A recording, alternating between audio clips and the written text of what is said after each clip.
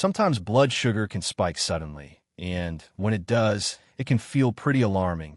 You check your glucose monitor, and instead of seeing a normal number, you see 240, 260, maybe even 300. And the first question that comes to your mind is simple. What do I do right now? Do you just sit and wait for it to come down? Do you need medication immediately? Or is there something simple you can do that helps your body bring that number down naturally? The truth is, in many situations, there actually is something you can do. In fact, there is a simple routine that can help your body start lowering blood sugar within about 15 minutes. And the surprising part is that most people never learn about it. Not because it's complicated, but because nobody ever explains how the body actually gets rid of excess glucose in real time. Today, I'm going to walk you through a simple step-by-step strategy that can help your body start bringing blood sugar down when it spikes unexpectedly. And once you understand how this works, you'll start seeing blood sugar spikes very differently. So let's start by understanding why blood sugar rises so quickly in the first place. Most people think blood sugar only goes up because they ate something sweet. But in reality, blood sugar spikes can happen for several different reasons. Sometimes it's a large meal that contains a lot of carbohydrates. Foods like white bread, rice, sugary drinks, and desserts can break down quickly into glucose and enter the bloodstream faster than the body can handle. Other times, the cause has nothing to do with food at all. Stress, poor sleep, illness, infections, certain medications like steroids, and even dehydration can all push blood sugar higher. This happens because the body releases stress hormones such as cortisol and adrenaline. These hormones signal the liver to release stored glucose into the bloodstream, which can cause blood sugar to climb even if you haven't eaten anything recently. Another important factor is something called insulin resistance. In insulin resistance, the body cells don't respond to insulin as effectively as they should. Think of insulin as a key that unlocks the door of your cells so glucose can enter and be used for energy. But when cells become resistant, that door doesn't open easily. As a result, more glucose stays circulating in the bloodstream, which is why blood sugar readings can remain high longer than expected. The good news is that your body actually has several natural mechanisms that can help move glucose out of the bloodstream. And when you activate those mechanisms the right way, blood sugar can begin to fall much faster than most people realize. So let's start with the first step.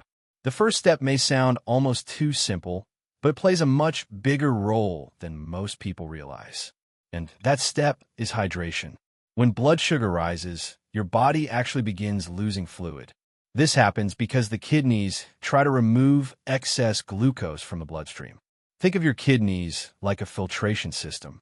When there is too much sugar circulating in the blood, the kidneys attempt to flush some of that sugar out through the urine.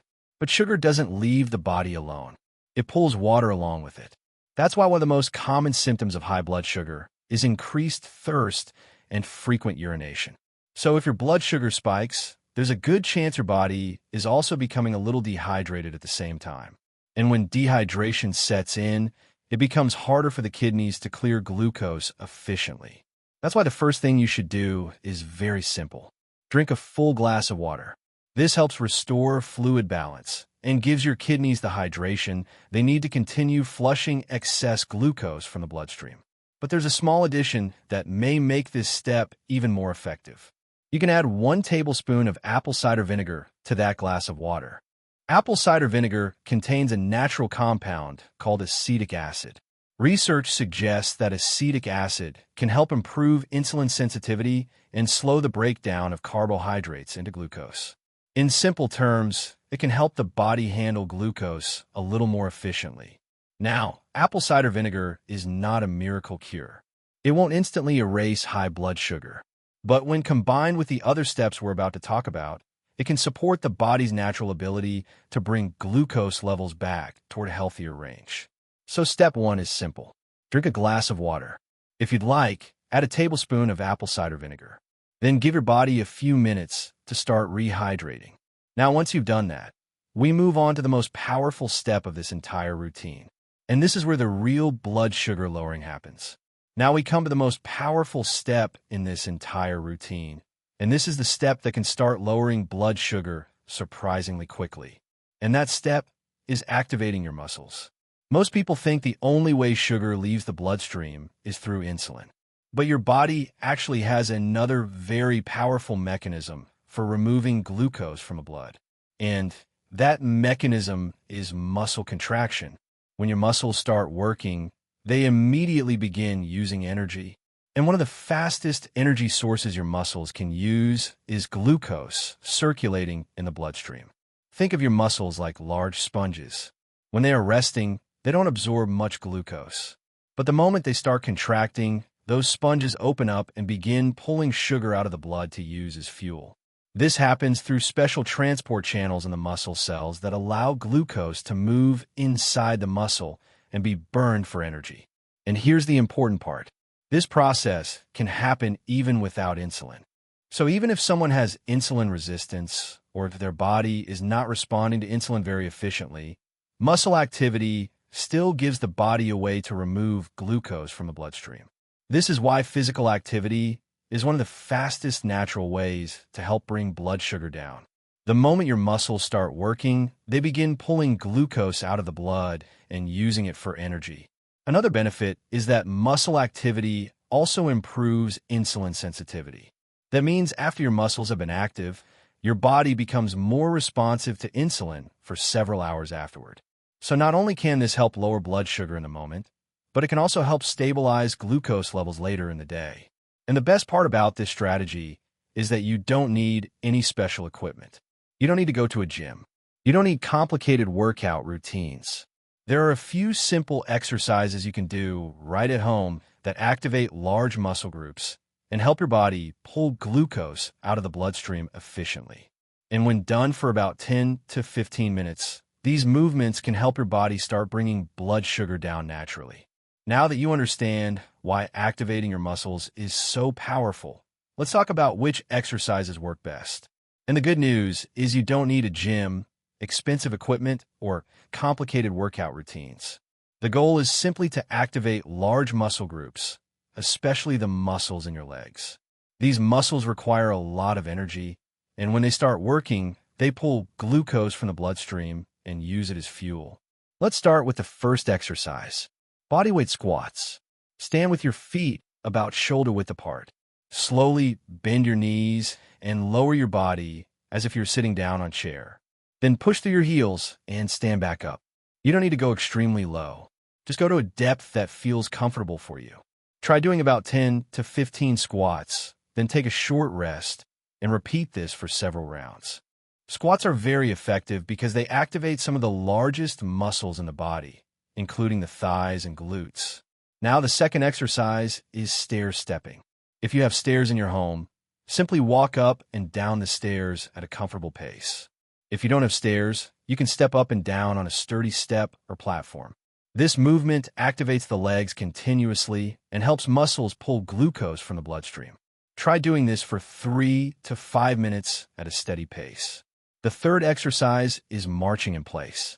Simply stand upright and begin lifting your knees one at a time, as if you were marching. Swing your arms naturally while you do this. This movement keeps the muscles in your legs active and keeps blood circulation moving. You can do this for 5 to 10 minutes if needed.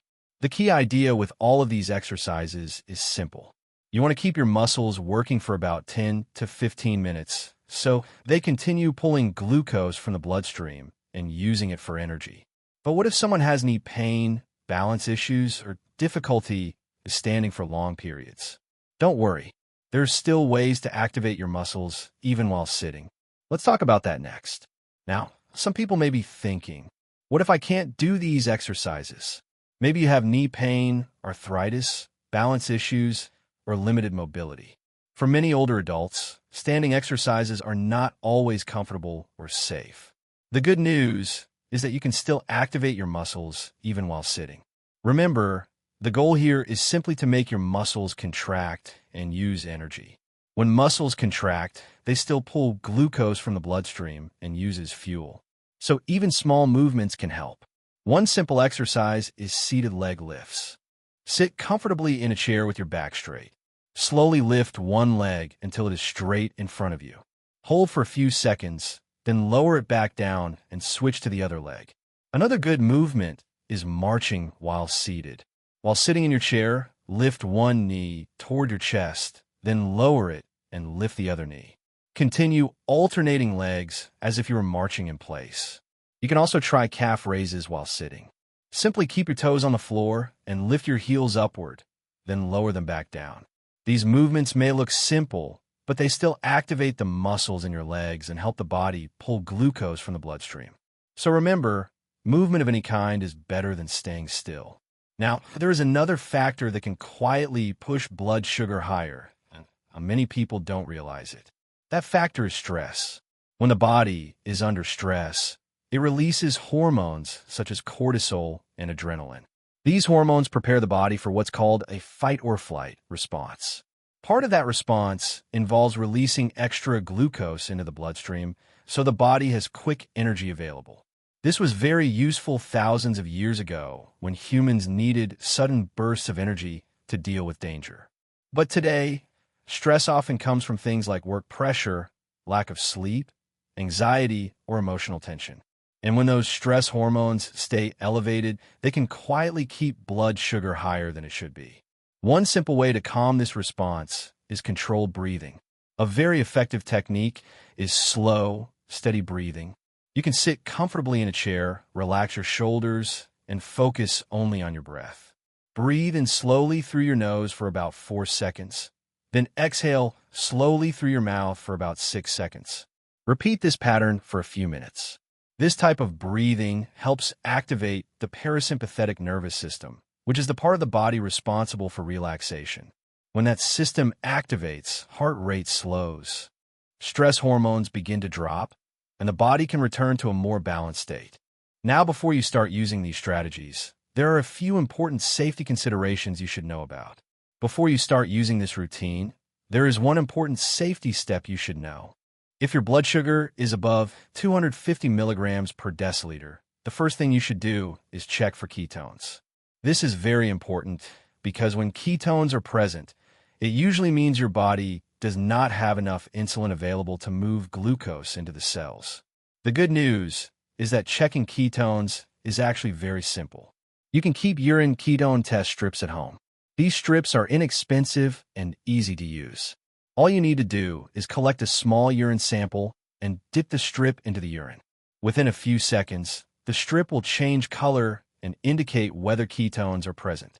Now, if ketones are present, exercise should be avoided.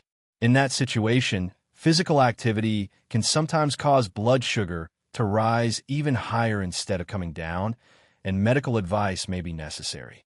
But if ketones are not present, then the routine we discussed, hydration, muscle activation, and calming the nervous system, can help your body start bringing blood sugar down more safely. If you found this video helpful, make sure to subscribe to the channel. And if this information gave you some helpful insight, go ahead and type relief in the comments below so I know this video helped you. You can also share this video with someone who may be struggling with blood sugar control, because sometimes the right information at the right time can make a big difference. Thank you for watching, and I'll see you in the next video.